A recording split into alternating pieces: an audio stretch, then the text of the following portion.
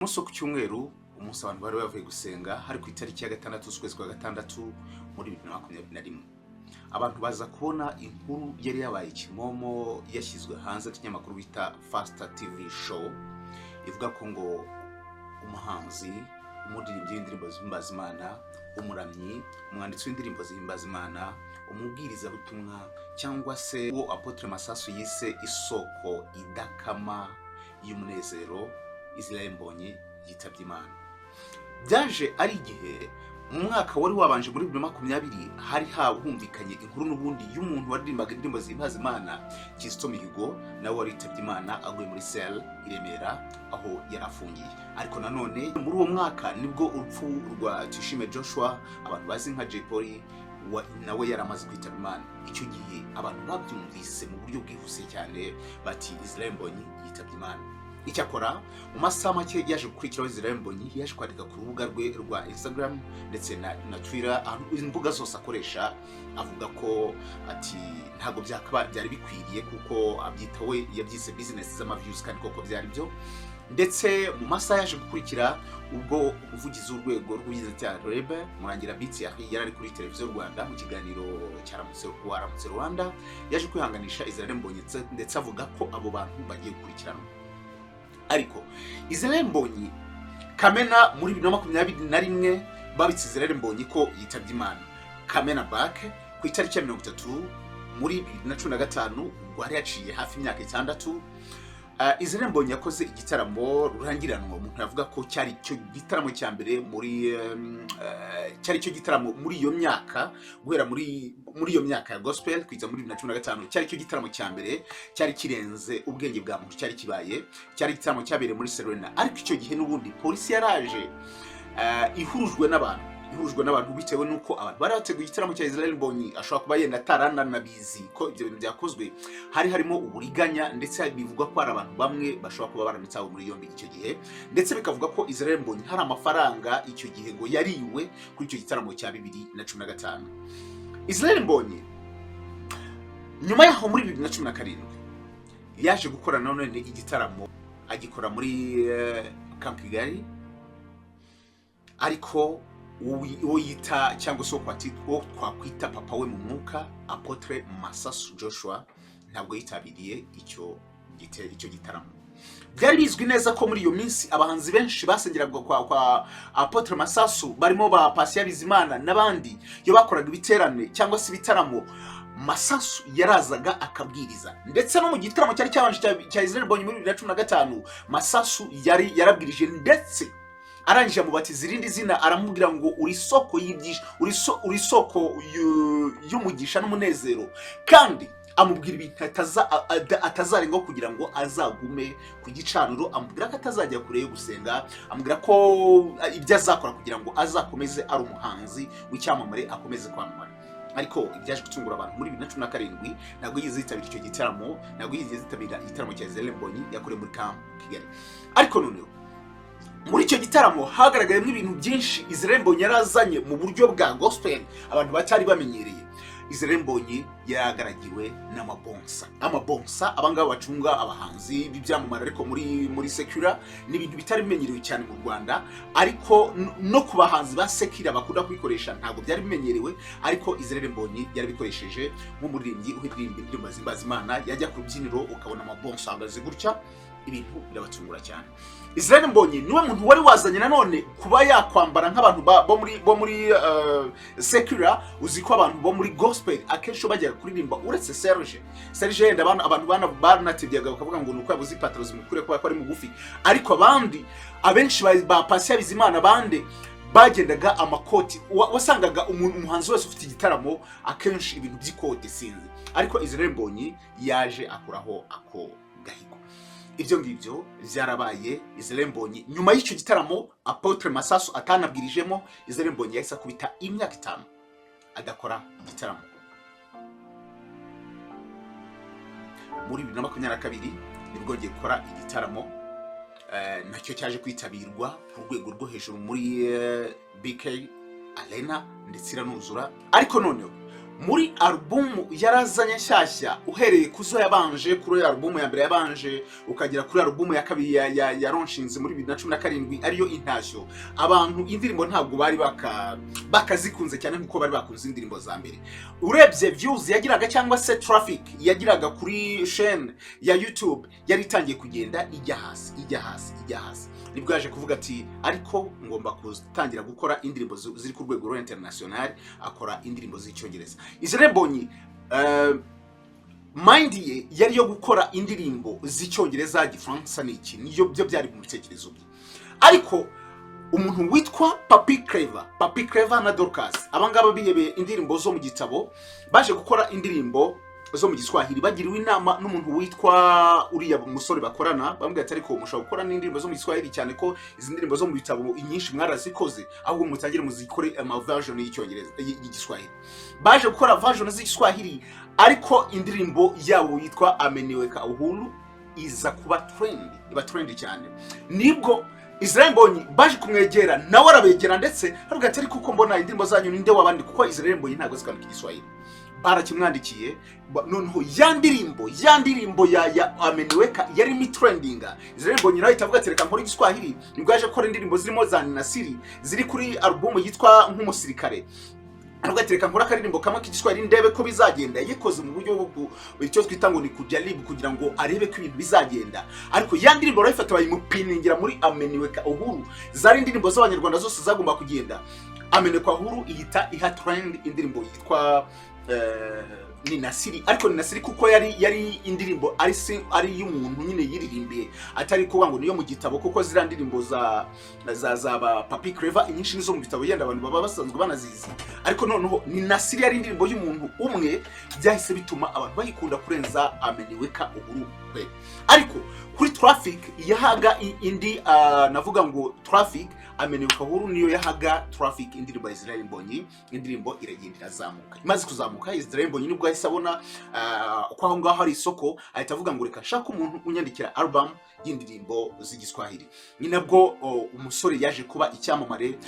Ubu ngubu ntekereza ko abantu bamuzi cyane mu Giswahili kurenza uko bamuzi mu Kinyarwanda. Abanyakenya bamuhaye traffic ku rwego hejuru. Abatanzania nuko nguko nibyo byamba mwambukije imipaka abo muhanzi twakwita ngo uyu munsi uri international. Ariko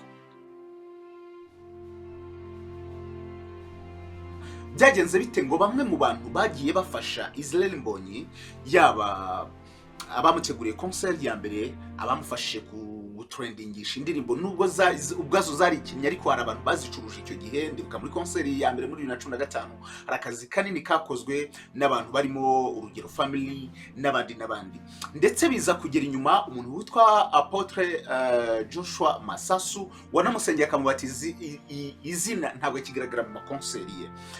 Nyuma yaho abangaba bamufashije navuga ngo mu rurimi rw'Igiswahili barimo ba Papi Clever bakamutrendingisha indirimbo. Byagenze bite kugera uyu munsi aho communication yagiye hasi cyane, aho communication yabaye nkeya cyane ndetse kugeza uyu munsi akaba Israel Mbonyi ari umuntu uvuga ngo ndetse kugeza uyu munsi abo bantu bakaba bajya kure cyangwa se batitabira cyane bikorwa bya Israel Mbonyi.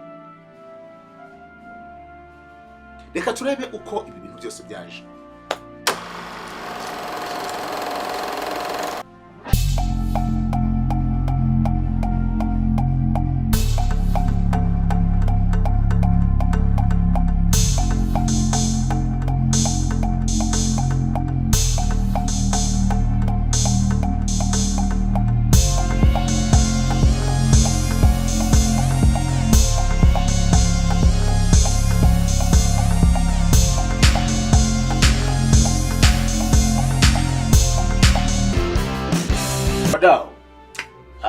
Umwaka ni ku itariki ya 20 z'ukwezi kwa gatanu muri 1992. Icyo gihe nibwo mu gihugu cya Repubulika Iharanira Demokarasi ya Kongo muri Kivu ngira ngo ni y'Amajyaruguru mu ntara ya Uvira haje kuvuka umwana w'umusore bamwita Mbonyi Elike Israel. Uwo musore nyuma y'imyaka 5 gusa igihe hari abantu bahungaga bamwe baza mu Rwanda abandi bajya muri Uganda abanyamurenge bamwe na bamwe hari abahungiye mu Rwanda, nibwo iwabo wa Israel Mbonyi baje kwimukira mu Rwanda bajya gutura ahantu bita ku Kimironko cyangwa se Kimironko mu mujyi wa Kigali. Israel Mbonyi yari umwana wakundaga gusenga ariko akunda no kuririmba. Yagiye aba mu makorari, yagiye aba mu magroupe aririmba yitwa za Juniors n'izindi, ariko akaba ari umuntu wakundaga kuryama akarota ari kuririmba, akarota yanditse indirimbo. Yize amashuri abanza mu Rwanda, amashuri yisumbuye ngira ngo nayo yayize mu Rwanda za Nyanza, aho ngaho niyo yagiye ahura n'izo groupe za Juniors bagendaga bakora uburyo bwo kuririmba, ariko bikaza kurangira bamaze kuzamukaho gato n'ijyane ugatuma batandukana. Israel Mbonyi aza kujya mu gihugu cy'Ubuhinde kwiga. Kuri urwo ruhande ndanashimira umubyeyi. Buriya iyo umubyeyi harya rero akavuga ati buri impano ya mbere umubyeyi ashobora guha umwana ni kwiga. Israel Mbonyi papa yamuhaye impano ikomeye cyane, aramubwira ati mwana wanjye genda ujye ku ishuri, genda ujye kwiga. Amurira itike, amurira ishuri ajya kwiga mu gihugu cy'Ubuhinde. Igihugu cy'Ubuhinde ni igihugu wavuga ngo bagira imyemerere yabo, n'abantu bagisenga za Buddha, n'abantu bagisenga ibintu bigiye bitandukanye, bagisenga ibindi bintu wakwita ngo n'ibigirwamana. Israel Mbonyi nk'umuntu wakuriye muri gospel, wakuriye mu muryango ushima Imana, wakuriye mu muryango usenga, bijya bintu byarabagoye cyane kugeza ubwo nimureba ku mafoto uko yari ameze ari mu Buhinde ntabwo byari ibintu bigize. Ariko nk'umuntu nanone wari ihebeye kuririmba, yagendaga yandika n'indirimbo z'amakorali irimo Right Choir mu Rwanda akazibaha, nubwo yenda ntazageze zitrendinga cyane. Yaje guhura n'umusore witwa Brice Higiro. Yari umuntu uzi production ariko atari bya danje, afite akamashini, afitemo ka uturadu niba ari Logic sinzi ukuntu bazita ziriya zo gukora production z'indirimbo za audio. Aza guhura na Mbonyi ariko n'ubundi yari umuntu nubwo aririmbaga mu makorali n'ibyo ngibyo, yari umuntu nanone wari uzi ibintu byo gucuranga gitari. Yaje kwegera Higiro aramubwira ati rero man hari indirimbo nanditse. Ndati se imeze gute? Icyo gihe Israel Mbonyi yari yaryamye arota indirimbo amagambo aza, aribwo yahise yandika indirimbo bita ngo yankweho urubanza. Niyo ndirimbo ya mbere yavuga ngo yatekereje cyangwa se yarose akajya muri studio indirimbo igasohoka. Nyuma yaho indirimbo yankweho urubanza barayikoze mu studio karaho mu buryo butari na professionnel. Indirimbo irasohoka, izakurikirwa na n'izindi za mfite impamvu za ibyo nibwira za number 1 ibintu nk'ibyo ngibyo. Ariko mu buryo nawe ubwe adashobora kumenya, ariko hari abantu ku ruhande rumwe ruvuga indi version bivuga ko izo ndirimbo atazi uburyo zizagize mu Rwanda. Ariko hari abandi bavuga barimo babyishimo Espoir ngubu uri muri Korea wakoraga muri uzasana radio ba John, ngo izo ndirimbo barazifashe barazizana batangira kuzajya bazicuranga, abantu batangira kuzikunda, amakora aratangira kuzajya asubira mu byo nibwira, indirimbo iba trend. Muri 2000 ngira ngo na 14 haje kuba iyi concert cyangwa se amarushanwa ya Groove Award, ariko Israel Mbonyi bamuha igikombe nk'umunyarwanda ukora indirimbo za diaspora, just nk'umu diaspora ukora indirimbo z'ikinyarwanda, bamuha the best bamuha igihembo cy'umuntu w'umuhanzi uri muri diaspora w'umu gospel. Israel Mbonyi arabimenya, indirimbo ziracurangwa, abantu bakamuhamagara ati indirimbo za zikwa trend hano. Impamvu zari impamvu ngiye nshobora kuvuga. Iya mbere, abantu icyo gihe bari bamenyereye indirimbo z'umuntu witwa Theo Bose Babireba. Yari umuntu wakoraga indirimbo ariko zimeze nk'izo gucyurira, juste mbese zari indirimbo zisa naho ari iz'abantu bagahinda. Ariko nanone abantu icyo gihe Theo yafatiranije abantu ari byo kintu bakeneye, abantu bari kugenda batarahiringa ku byabaye mu Rwanda, ku buryo nyine abantu kumva izo ndirimbo n'abantu bari bakeneye u Rwanda bari rutaratera imbere gutya, abantu bafitanye amashyari bagize gute.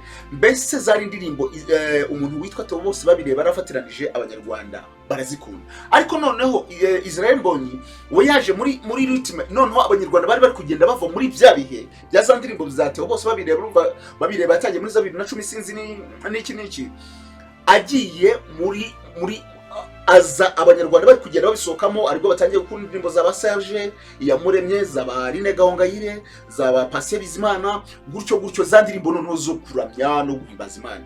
Noneho Israel Mbonyi we yazanaga indirimbo zisa naho ari nka, navuga ngo umuntu ashaka kumva akamera nkaho ari mu buhanuzi, akamera nkaho ari indirimbo wagira ngo juste nk'Imana iri kumubwira, kubera ko yandikaga yifashishije Bibiliya, akandika we agende ku magambo Imana yavuze muri Bibiliya, ibintu nk'ibyo ngibyo. Indirimbo rero zitangira kuba trend. Ikindi nanone wibuke ngo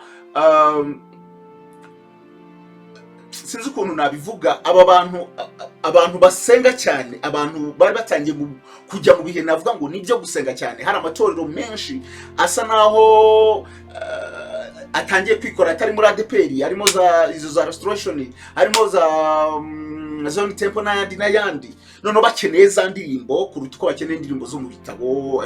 ADPR yo yenda bavuga ngo baba bakeneye indirimbo zo mu bitabo n'iki, ariko ayo matorero akenshi baba bakeneye izo ndirimbo zindi, kuko bavuga ngo ni amatorero y'abantu basirimutse, amatorero y'abantu bagezweho, ibintu nk'ibyo ngibyo. So Israel Mbonyi indirimbo ze zitangira kuba trend. Ndi ku munsi umwe ngira ngo ni iriya korali yo muri URK Jovagire yagiye Ikarama, mu ndirimbo zabo bararirimba, ariko baza kugera ku ndirimbo nzibyo nibwira ya Israel Mbonyi. Abantu bayikunda kuruta za zindi zose twamenye za Jovagire. Abantu barazikunda cyane. Israel Mbonyi biri mu bakirizima. Haje kuba abantu muri 2015 baje kumwandikira bamubwira ati ariko man urakunzwe wowe ngwino numara gusoza ishuri. Uwo mwaka 2015 n'ubundi bwo yaragiye gusoza ishuri, yari gusoza imyaka 4 yigaga pharmacy mu gihugu cy'Ubuhinde. Baramubwira ati noneho wowe wazaza ugakora igitaramo hano. Iri album yari yarariyuronshinze aho yigaga mu Buhinde. Baramubwira ati noneho waza already wararonshinze album, ariko waza ugakora igiterane, abantu bakeneye kukumenya, abantu bakeneye kukumva ukazana mu Rwanda.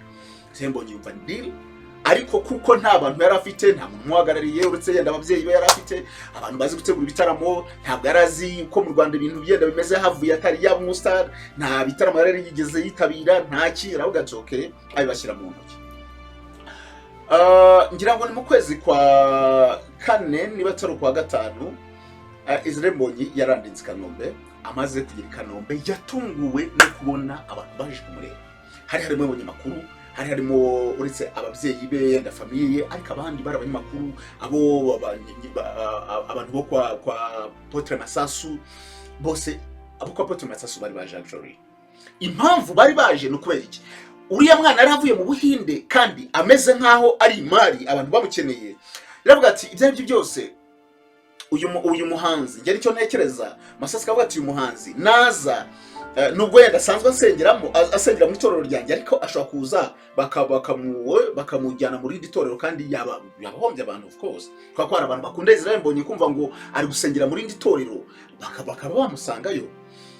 Nibwo yahise yohereza umuntu wo mu itorero ryiwe ajya kumwakira Kanombe. Ageze kumwakira Kanombe, hari abantu Israel Mbonyi aratungurwa kurumva niba umuntu arajya atamusara kaza agasanga Kanombe huzuye abantu ntubategereje. Byaramutunguye cyane nk'umuntu wari wisanze muri situation ataramenyereye. Israel Mbonyi baraganira n'abanyamakuru, baravuga ati bose nikutegura igitaramo ku itariki ya 30 muri Kamena muri 2015. Igitaramo ku itariki ya 30 cyagombaga gutangira ku isaha ya ngira ngo ni ya 11, ariko ngewe nari umunyamakuru wa gospel, ariko ngewe nahageze saa 9 n'igice gutyo, sare yari yamaze kuzura, kandi igitaramo kigomba gutangira saa 11. Juste hari abantu bahageze mbere yuko baravuga ngo gate ngo imiryango zafungura iki, ariko bahageze mbere yaho. None babantu bamukoreshe bamuteguye concert nk'umuntu utari ubizi, hari amafaranga bari bavuganye nabo. Hari rumors zivuga ko bari bavuganye ko bazamuha 3 miliyoni, ibindi byo bakabyikorera. Impamvu bari bazi neza ko ayo mafaranga bagomba kuyakuramo. Noneho babantu bagacuruza tike n'ubundi zagurishijwe. Igitaramo bari bakoreye muri Serena Hotel, iriya sare yo hejuru, sinzi niba abantu bayizi. Sare yaragiye iruzura, abantu barahagarara ndetse kwenda mu bitaramo bya gospel abantu benshi barahagarara kugira ngo baramye ariko noneho hara muri Serena ibitaramo byari bisanzwe biberamo haraciye iminsi abayere mu gitaramo cya Rine Gahongayire ngira ngo sare ngira ngo yarimo nka kimwe cya kane cyangwa kimwe cya kabiri ariko hari abantu bari buzuye abasaza ukabona barahagaze ababyeyi barateruranye noneho hari bara abantu bambaye utwekutero urabona impamvu bara abantu buzuye kuri Serena kandi Serena iri hafi yo kwabi umutekano byari ngombwa ko umutekano ugomba kuba asuri hariya hafi icyo gihe abantu basubijeho abantu barenga 200 bishyuye tike z'ibihumbi 10 babuze uko binjira ku sare yari yuzuye ariko hari izindi tike bivuga ko ngo zaje zigurishwa niyo mpamvu bampamagaje polisi iraza hari abantu bo mu mujyi wa Kigali ngira ngo Fidel Ndayisaba icyo gihe ari umuyobozi w'umujyi wa Kigali yarahari yari konseri SIRI yubakiyemo amateka muri iyo konseri mbere yuko iba gatoya hari amagambo ari kuvugwa abantu bamwe ngira ngo hari abakobwa ngewe nzi yenda ntabwo ari wo ndi kuvugaho uyu munsi ariko reka mbabwire agastori kabaye gatoya barwaniye kuri Serena bapfa Israel Mbonyi bamwe sinzi ngumwe ngo bari baziranye ariko undi ngasanzwe aba muri ibi by'amaworship team noneho niba ngumwe sinzi ibintu bavuganye bararwana kandi araba gospel iska story karavuzwa aho ngaho ibintu birarangira muri concert modani harimo abantu bakomeye harimo ba Fidel Ndayisaba namubwiye ari umuyobozi w'umujyi wa Kigali harimo aba minister harimo abantu bakomeye cyane ngira ngo abahanzi bose ba gospel baba Gabi Kamanzi bari na Gahongayire bande bose bari barimo harimo Vuna Ingoma ngira ngo ari wo mu itorero rya Zone Temple harimo Masasu niwe waje nawe wabwirije mu gitaramo cya Israel Mbonyi ibyo ngibyo biraba hari umumwe ngira ngo bagiye batanga amafaranga bakavuga ngo urumva hari ibintu byari bihari byo kuvuga ngo tugiye kugurisha CD bakazana CD uratanga ngahe 1500 1300 1200 gutyo abantu batanga amafaranga menshi kugeza ubwo batanze nimero ya telefone abantu bashyiraho amafaranga menshi cyakora hari umumwe ngira ngo akora muri ministeri runaka yaravuze ngo Mbonyi ngo mbabare uzashaka umukobwa wanjye icyo gihe abantu twarabasekije cyane twari muri memories abantu batazibagirwa mu gitaramo cya Israel Mbonyi yatangiye muri 2015 sare yari nto mu buryo bwagaragaraga muri 2017 urumva icyo gihe abantu baravuga ati Israel Mbonyi noneho azongera gukora indirimbo abantu bazikunde bazimenye nawe nicyo kintu navuga ngo cyamubayeho nk'umukoro aravuga ati se indirimbo barazikunze noneho ni ihe ndirimbo zakora icyakora arimo kuririmba izo ndirimbo ziratwazanze ibyo nibwira za yankweho urubanza izo ngizo ziri kuri album ya mbere yaje kuririmba indirimbo sinzibagirwa yari indirimbo yagomba kuza kuri album ya kabiri arayiririmba bwa mbere abantu bamusaba kuyisubiramo iyo ndirimbo yari ifite muzika iri sinzi ukuntu nyine yari hutaga bitewe n'ibihe ako kanya abantu bari barimo bakeneye kubyina aririmba avuga ati oya iyo ndirimbo yisubiremo iyo ndirimbo niyo yagomba kuza kuri album ya kabiri ngira ngo nayo ya mbere yashyize hanze kuri album ya kabiri yise Intashyo none Intashyo yaravuze ati byari byose Serena navuga ngo n'umwana ugenda ureba ibi akavuga ati yenda Serena yari nto reka nshaka indi sare yajyaho hejuru gato nibwo yahise afata tente ya Camp Kigali muri iyo tente ya Camp Kigali nibwo yafashe uwitwa Dudu chini ukuri wo mu Burundi aramufasha gutyo ariko ikintu cyatunguye abantu muri uwo mwaka 2017 urumva ari imyaka 2 kandi mu mwaka 2015 bari ku ruhimbi Masasu nk'umuntu wo mu itorero rye yaraje aramusengera amubwira ati wa mwana we amuha inama z'uburyo umwana agomba kuzamamara ariko akamamara mu buryo bushimisha Imana yaramusengeye apfukamye aramubwira ati nkwise irindi zina isoko y'umunezero y'umugisha n'umunezero y'ibyishimo n'umunezero something like that niryo zina APOTRE Masasu yamuhaye arangira amubwira ngo ntuzigere uva gusenga uzahore usenga juste niryo banga ryonyine nibwo uzamamara mu buryo Imana ishaka nibwo uzakora iby'Imana ishaka juste nibwo uzakundwa n'abantu yaba basenga abadasenga wowe guma ku gatutu guma ku karago cyane ko arafite indirimbo bitango ngo ku karago ariko noneho abantu baje gucungurwa no mu 2017 nyuma y'imyaka 2 gusa Israel Mbonyi akoze concert Apotre Masasu ntiyaza. Israel Mbonyi ari kwinjira muri concert muri 2017 hari abantu bo muri bamabonsa bita ngo ngira ngo nabo muri KGL sinzi yo company kuntu yitwa KGL Security sinzi nibo bari bamugaragiye, none akajya imbere hari n'abantu bo muri bamabonsa. Icyakora rero tumiye abahanzi barimo ba Bruce Melody, ba Norris n'abandi bari baje kumushyigikira muri iyo concert yo gushyira hanze intashyo. Ariko ikindi kintu abantu babonye nuko muri iyo concert abantu ntabwo bari baramenye izo ndirimbo ze zindi, ahubwo iyo yageraga kuri za ndirimbo za zindi za mbere nibwo abantu bagendaga baziririmba. Mu minsi ya mbere Israel Mbonyi akiza yageraga ku bitangazamakuru byinshi, ngira ngo nanjye nigeze mukoresha concert, nigeze mukoresha interview kuri Flash, ngira ngo nanjye nigeze mukoresha concert kuri Flash FM mu kiganiro bita Celebs Magazine twaragikoranye, ngira ngo yigeze zana mu hostinga kuri radio Authentic mu kiganiro twitaga The Gospel Magazine, The Gospel Zone, sorry, ndi kumwe na Isaac Nijabo twaramuhostinze. Ariko nyuma yaho abantu benshi bagendaga bavuga ngo Israel Mbonyi noneho uramuhamagara reka da ntabwo mbese, ariko nanone birashoboka ko yenda hari igihe umuntu agiraga ngo ati no itangazamakuru reka mbecirinze gatoya. Izo ndirimbo niyo mpamvu yenda zo zitamenyekanye cyane. Yaje guhita kubita indi myaka 5 adakora igitaramo cye wenyine, icyakora ajya mu bindi, hari igitaramo yitabiriye ari kumwe na Don Moon cya MTN, yagiye ajya n'ahandi hantu gukora ibitaramo byinshi cyane. Israel Mbonyi ariko yakoraga indirimbo still. Ikibazo cyari gisigaje abantu bibaza baravuga ngo Israel Mbonyi indirimbo ze zirakunzwe, koko zari zinakunzwe, ariko se ko zikunzwe ari audio azakomeza gukora audio? Yaje gukora indirimbo imwe yise ngo nturi wenyine, yayikoreye audio. Amaze kwikora audio yayikora na video, ariko video ubona itari ku rwego rwiza abantu bari bakeneye. Yakoze video isanzwe nkuko video za Sekira nyine bazitegura bagategura, ariko ni nayo style yari hari abantu bo muri gospel bakoresha, bagakora nyine bakandika script ukajya hari ibyo uri kuvuga bikagaragara, ngira ngo nturi wenyine muraza kwireba, itandukanye n'izindi video yagiye akora muri iyi minsi.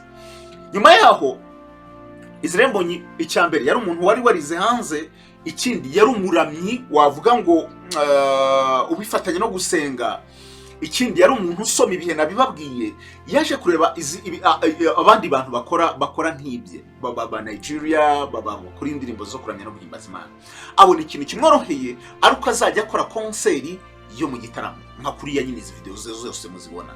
Nibyo bitamusaba amarokasiyo, costume design, amaki. Ikindi yarakeneye gucuruza ku rubuga rwa YouTube.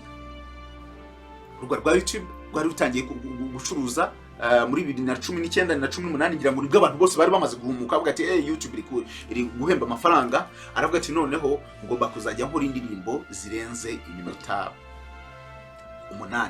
Icyo gihe iminota 8, impamvu ari iminota 8 hejuru yayo nuko ariho umuntu ashobora gushyira ads kugira ngo uzahembwe amafaranga menshi. Yo akora video nkakora yakoze nturi wenyine, agakora indirimbo y'iminota 8, indirimbo y'iminota 10, hari ubwo abantu uzari kubarambira. Aravuga ati ariko muri concert yo muri concert muzarebe nk'umuhanzi ashobora gusubiramo ya chorus y'indirimbo ye akasomamo n'inshuro 100 mwayisubiramo. So nibyo nawe yavuze ati ibi ngibi nibyo bizanyorohera, nabyo bizatuma ncuruza ku rubuga rwa YouTube, ndetse ni nabyo bizansaba navuga ngo cost iri hasi yo kwangwa amarokasiyo, gukenera abantu benshi, kugira gute, kugira kuhinduranya iki. Ikindi muri concert ya 2017 ntabwo yigeze ahindura imyenda ari ku rubyiniro. Ako kantu nako kaje mu bintu byatangaje abantu kuri muri concert ya 2017. Ndetse mbonye aravuga ati rero ibintu by'amakositime kugira gute, ushaka costume designer sinzi n'iki, nzajya mbikora ahantu hamwe kandi nkora indirimbo nyinshi. Abona ibyo bintu nibyo bimworoheye, kandi niyo we muntu wari ugiye kuzana iyo style bwa mbere. Aravuga ati rero nta yindi shwa, nta kundi nabigenza. We yashakaga ikintu gituma ataza muri style nk'iyabagenzi bari bamaze iminsi bakoresha. Abantu bitwa ba Pasi bakoraga video za danger, bari bafite aba sponsor. Ngira ngo Pasi yakoreraga muri Moria Entertainment, yarabanagamo na Aline Gahongayire bakoraga video bakishyura amafaranga menshi ukabona video irarenze. Murebe video ngira ngo yitwa ubwo buntu ya Pasi Bizimana, zari video ziri ku rwego rwo hejuru zakozwe n'abantu b'abahanga baba videographer bari muri icyo gihe barenze ba Medisare n'abandi nibo bakoraga izo video. Noneho Israel Mbonyi nk'umuntu yenda we wari ukigira cyane ko navuga ko muri 2015 nta mafaranga menshi yakuyemo, navuga ngo baramufatiranije, nta mafaranga menshi yari ari kugira ngo ajye kugenda yishyura Medisare yarahenze icyo gihe. Aravuga ati reka njye muri angle kuvuga ngo reka ntangire gucuruza indirimbo mu buryo bwa concert, umuntu umwe azajye mwishyura aza ankorere video umunsi wose, ko n'ubundi wa muntu iyo mwishyuye ku ka video kamwe gushobora no gukora iminsi ibiri, ati ngiye kwishyura umuntu umwe aze dukore video nk'eshanu umunsi umwe.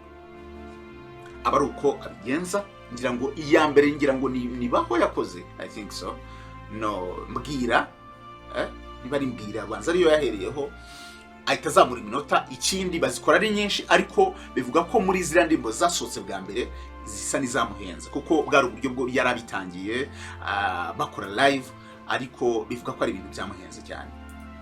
Israel Mbonyi azana iyo style adatekereza ko abantu bazayikunda cyane, ariko kuko ari yo style yarazanye kandi nanone ari we muntu uri kuri hit, nta yandi mahitamo abanyarwanda bari bafite, yarayo kuyikunda byanga bikunda. Icyakora abantu baza no kubona ko ari ibintu byiza. Ureba indirimbo iminota 10, 15, 12, iminota 10, 8 gutyo. Israel Mbonyi arakundwa kabisa, karahava kugeza n'uyu munsi ngira ngo aracyafashe vola. Israel Mbonyi abantu bakoranye concert urugero bo muri urugero family muri 2015 ntago yongeye kubiyambaza muri 2017. Muri iyo myaka yose yo gap kugera muri 2022 Israel Mbonyi yarakirimo kureba ese ninde muntu twagira twakorana n'iki. Yaje kubona abantu bitwa bo muri AIP barimo ba Bubu ngira ngo nawe muyobozi wayo yarebye Bubu yaramaze yari umuntu uri gukora ama concert. Nta concert yuri ya Mugabizi iyi flopping ntayo pe. Murebe concert yakoreye The Ben muri 2010 ngira ngo na 7 nawe. Murebe concert ajya kora za buri kwitariki ya mbere ku bunani East African Paris. Urebe ibintu bya Primus Guma, urebe ibintu nk'ibyo ibintu bye byose ntago bijya flopping. Ntago tuzi ikintu uramuga bakoresha. Ni wa mukore concert ya mbere muri 2022. Concert yaje no kugenda neza muri Kigali Arena. Concert abantu bari kubita baruzura. Concert yaje gutuma Israel Mbonyi ahabwa izina rya nyiri Kigali Arena cyangwa se BK Arena. Afatana n'uwo mugabo wo muri AIP. Israel Mbonyi arakoze ariko akazajya kuri indirimbo nyine z'ikinyarwanda abantu bakazireba zigakundwa, ariko ntizikundwe cyane nka za zindi za mbere. Uko ngira ngo uyu munsi ubajije umuntu ngo indirimbo bita mfite impamvu, ukareba indirimbo bita nzi ibyo nibwira, ukareba indirimbo bita ngo ku migezi, abantu bazizi ni benshi cyane kurenza izi zindi nyine zo za nyuma y'izo ngizo. Israel Mbonyi aravuga ati ariko nkwiye ko umuntu uri ku rwego rwa international, nkwiye gukora aka kazi mu buryo nyine bwagutse, simbaye umunyarwanda gutyo nambuka imipaka. Nibwo yatangiye gukora indirimbo, yabanje gukora indirimbo y'icyongereza kugira ngo ni let's go something. Aragikora, ariko indirimbo yaje no guflopinga, abantu bayikunda cyane ntibayireba cyane.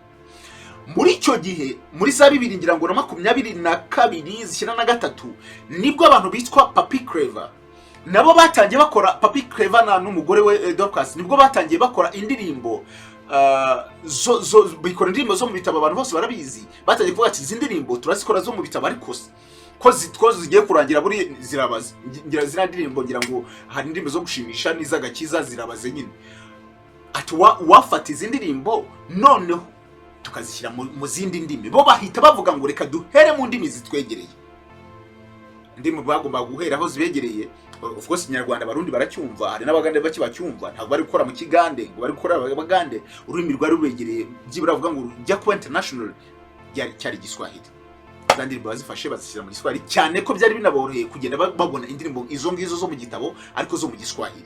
Batangira kuzajya bazikora, nabo bari batangiye utuntu twavuga ngo ni morning glory, ibintu nk'ibyo barazikora, indirimbo zitangira no kugenda zikundwa. ndibuka ngewe narebye indirimbo amenikwa iriya ngo ameniweka urukwe. Iyo ndirimbo nayirebye yari ifite views, yari maze iminsi nk'itatu ngira ngo cyangwa ine, ifite views 70,000. ariko you can't imagine naje kuraho nyuma y'iminsi 5 indirimbo iri kugira muri za miliyoni, sinzi niba ari 5 mu minsi 2 nibwo indirimbo yabaye trend.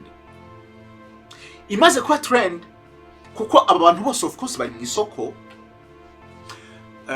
Mbonyi yahamaga umuntu witwa Papi Clever, aramubwira ngo sha congratulations, ndabona ibintu byanyu biri kugenda.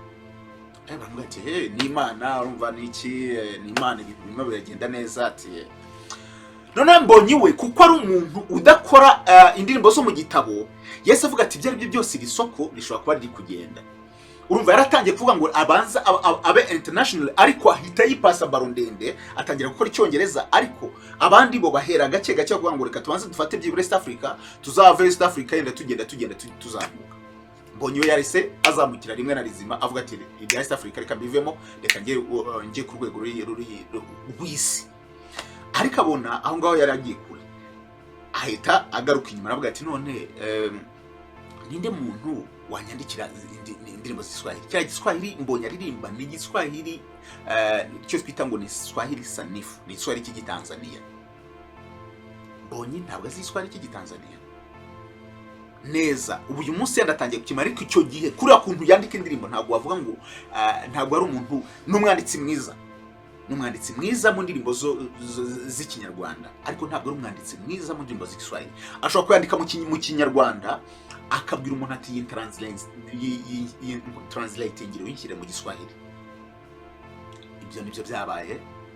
Papi Clever murangira n'umuntu ushobora kubandikira cyane ko ba Papi Clever nabo ziriya, uretse ko inyinshi wenda zo ziba zinanditse, ariko turingusho n'iki ntabwo ari bo badukora, bafite umuntu baha Igiswahili. Papi Clever yaje kurangira Israel Mbonyi umuntu ushobora kumwandikira indirimbo z'Iswahili. Israel Mbonyi yaragiye gukora navuga ngo nagataramo gatoya ko gukora indirimbo zo kuri album, kwa kunde abonjesha no kubonja, reka byize kubonja, kwa kundu ibintu nyine barabiteguye, ariko ugahamagara abantu bawe bakeya bo hafi kugira ngo uronshinge cya kintu noneho indirimbo zazishyire hanze uzironshinge, mbese bafata video nyine abantu bari uzi ko iyo yagiye gufata video byanga bikunda bari abantu baba bahari, abo ngabo batumiye abayaha invitation. Ariko none aje kuvuga ati byari byose none ibingibi abantu bazaza ko yaragiye gukora mu ntare ya Arena kandi yahishyuye, abantu nyine bagomba kumpa amafaranga. Nibwo yashyize amafaranga atanavuze izina, atanavuze umubare, ariko abantu bavuze ko ari 10,000. Abantu baraza bajya mu ntare ya Arena, nayo yasaga naho igiye kuzura, bakora baronshinga cyangwa se baririmba zira ndirimbo zose ziri kuri album yise nk'umusirikare. Nk'umusirikare niho hajeho indirimbo ni SIRI ntabwo ari yabanje nk'umusirikare nyine nka album, then aza gushyiraho ni SIRI yamaze kwishyiraho, yaje gusaba umuntu witwa Papi Clever. Papi Clever icyo gihe indirimbo yari mu bihe byiza, iyo ngiyo ameneweka uhuru yari mu bihe byiza, aramubwira ati noneho wamfasha iyi ndirimbo yanjye ni SIRI ukayipininga mu yawe ukanashyira mu community. Ibi bintu byo gupininga yenda naga community reka mbibasobanurire. Ushobora gukora ikiganiro, wamara gukora ikiganiro yenda dispose uzi umuntu ufite ukora yenda ibiganiro bya entertainment, kavuga ati yenda nkoze ikiganiro yenda na Bruce Melody, ariko kavuga ati yenda hari umuntu usanzwe ukora ibiganiro na Bruce Melody cyangwa se nawe ubwe, kwambwira ati sha wanshyiriye mu wampininge. Gupininga no kwa ngo afata ya link yawe akayishyira hasi mu biganiro akunda gukora cyangwa se kuri channel. Ikindi afata ya link yawe akayishyira muri community ya channel ye, sinzira muri kubyumva.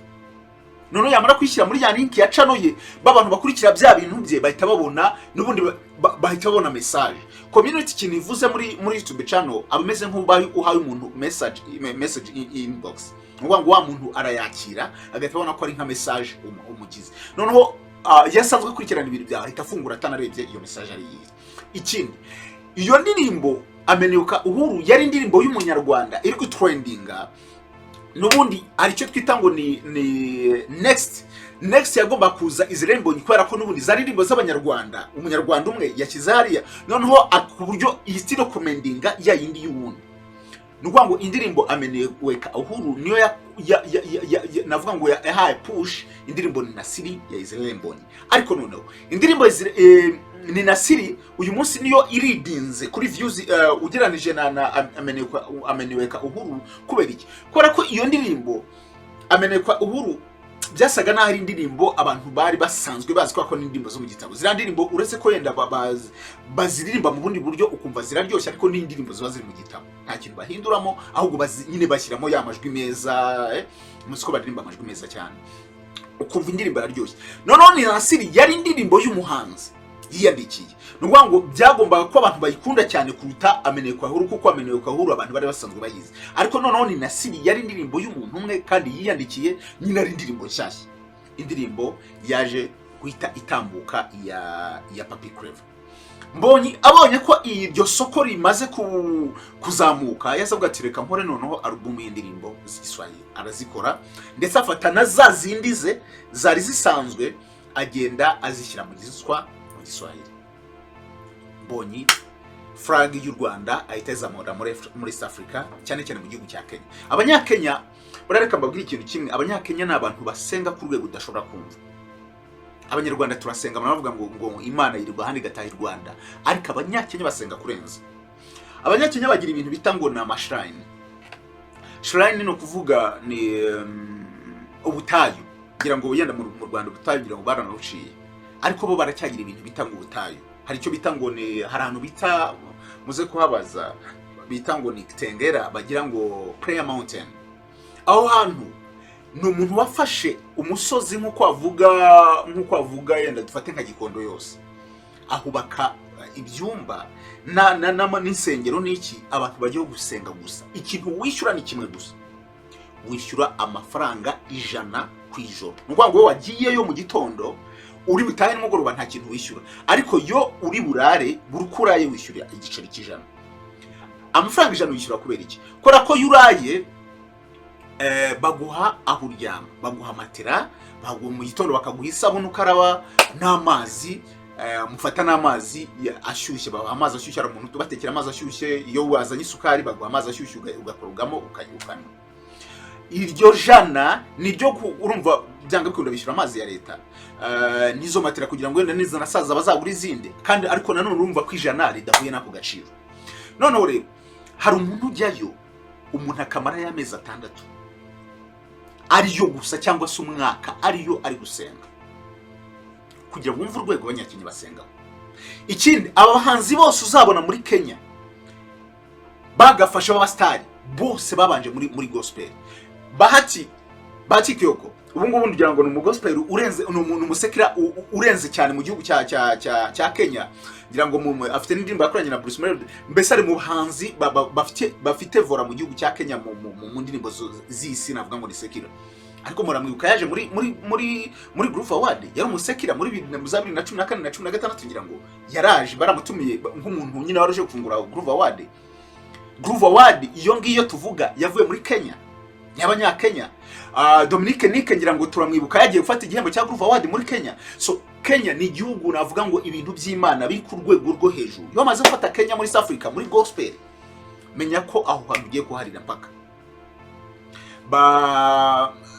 Papi Clever bagiye kuririmba izo ndirimbo, iyo ndirimbo ameneweka uhuru, batumira umupasteri.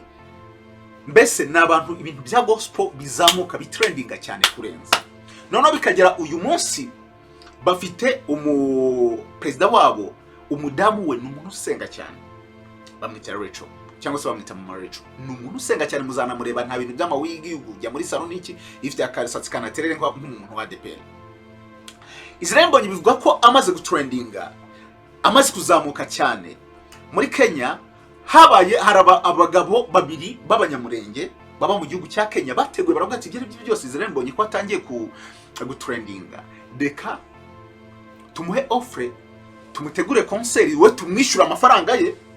Bari bateguye kumuha miliyoni 5 z'amafaranga y'amanyakenya, we akaza bagakora concert, abandi bagabo andi bakayitwarira. Babonaga ari deal nziza igomba kuzahita ba amafaranga. Bavuga ati nitumuhe miliyoni 5 ze wenyine, akaza yenda twamujyana ahantu muri stade, azakwita andi tuyasarura. Bahamagara Israel Mbonyi nk'umuntu nawo nyine wabaye muri Kongo wari mu bwoko bw'abanyamurenge. Bambwira ati rero wacu waza tugakora concert tukaguha amafaranga miliyoni 5. Bavuga miliyoni 5. Tukaguha ifaranga miliyoni 5 ukaza tugakora concert. Israel Mbonyi ati arebye igihe bamuproposaga abona ntabwo bikunda. Aravuga ati no, icyo gihe namaze nabaye bot. Ariko abagabo baje kubaza amakuru basanga iyo deal yatekerejwe n'umugore wa perezida ko azazana Israel Mbonyi. Hari amakuru avuga ko uyu munsi Israel Mbonyi concert ari gutegura ari concert presidential. Nuko ngo ni concert ifite abantu bamuhamagaye n'abantu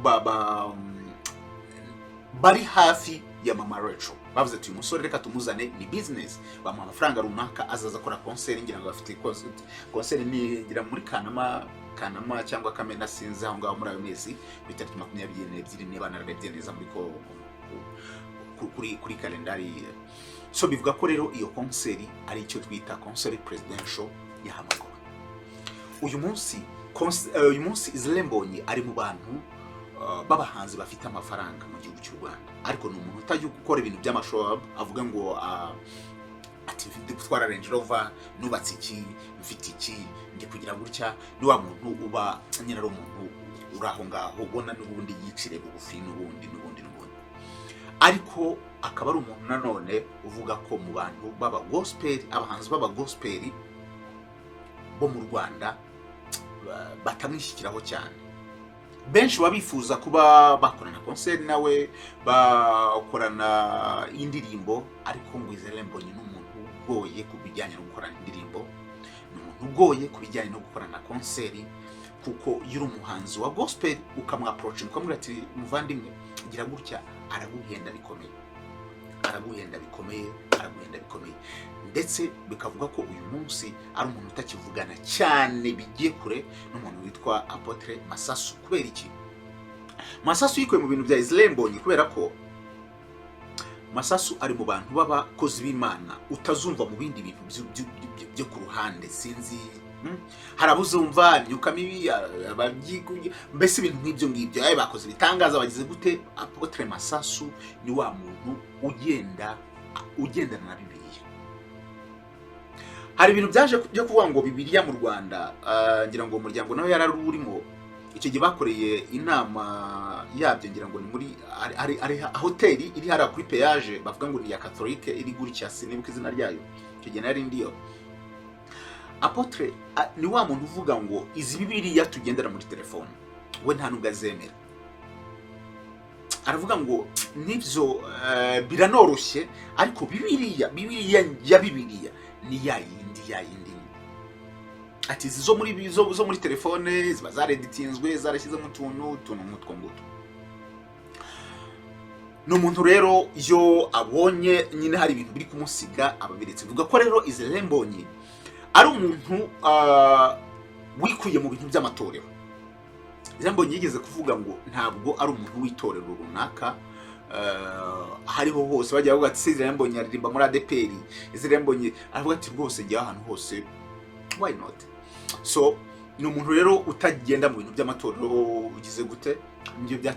Nibyo bivugwa ko byatumye Apotre Masasu n'umuntu witwa Israel Mbonyi basa naho batakiri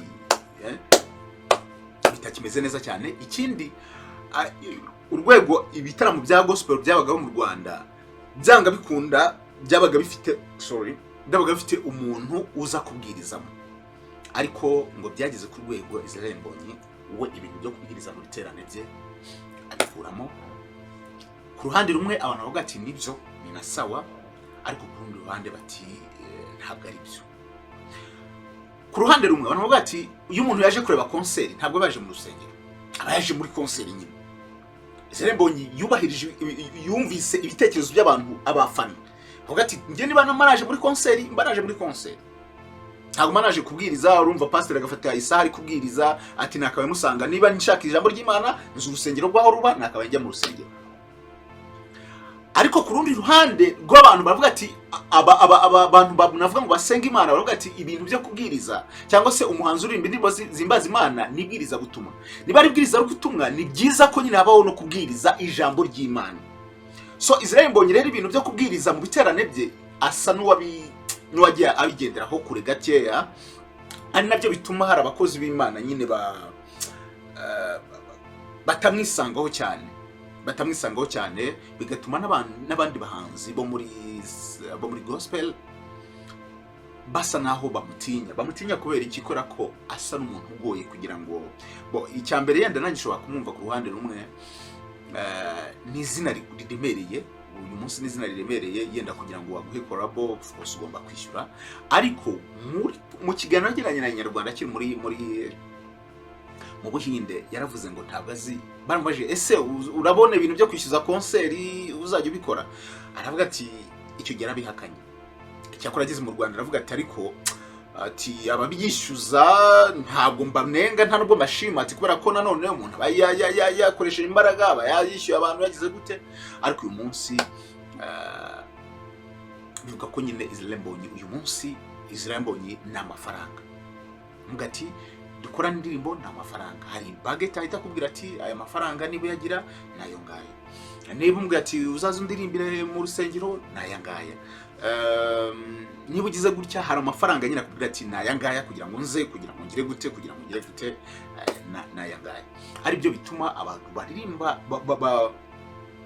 bakora ibintu by'Imana cyane usanga batamwegera cyane. Uyu munsi usanga kuri yiwe ni Coach Gael, ni AIP, mbese kuri yiwe n'abantu usanga navuga ngo n'abantu bamwamamariza cyane ibikorwa bye ntabwo ari abantu ba gospel, n'abantu basekira. Gusa nanone ku ruhande rumwe ijambo ry'Imana n'ubundi riravuga ngo ntabwo Yesu yaziye abakiranutsi, ahubwo yaziye babandi batari bakiranuka, uko nibo nyine abakeneye. Abandi bakavuga ngo ni bya kugira ngo ujye kubwiriza mu rusengero, byaba byiza ahubwo ugiye kubwiriza mu kabari. Yenda ku ruhande rumwe umuntu ashobora kumva ko yenda ariyo logique ya Israel Mbonyi, avuga ati yenda ndi kumwe n'abasekira kugira ngo ahubwo n'ababwiriza nabo basanga Imana. Ariko nabyo kuba ari kumwe n'abasekira nibyo byatumye abantu bo muri gospel, ku ruhande rwa gospel, bagenda bamwidetashaho gutyo bakajya ku ruhande.